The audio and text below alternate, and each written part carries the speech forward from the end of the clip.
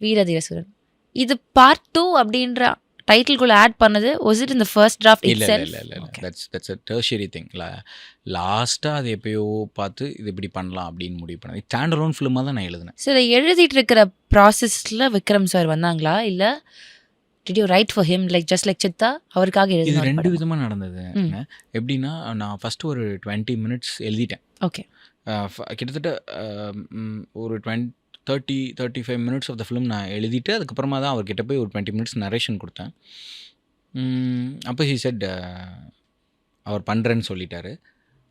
அதுக்கப்புறமா மிச்சதெல்லாம் அவரை வச்சு தான் எழுதினேன். Okay so you hate him his image in mind. Okay இப்போ அதான் சொல்கிறேனே, இப்போது அதில் இருக்க சின்ன சின்ன ஷார்ட்ஸ் வந்து இப்போ அந்த ஷார்ட்ஸ் போட்டு நடந்து வர ஒரு சீக்வன்ஸ் இருக்குல்ல, ட்ரெய்லர்ல எல்லாம் கூட வரும். அதெல்லாம் இவர் பண்ணுறாருன்றதுனால தான் எழுதவே முடிஞ்சது அப்படி சொல்கிறேன். ஸோ அந்த மாதிரி சின்ன சின்ன ப்ரிவிலேஜ் இருந்தது.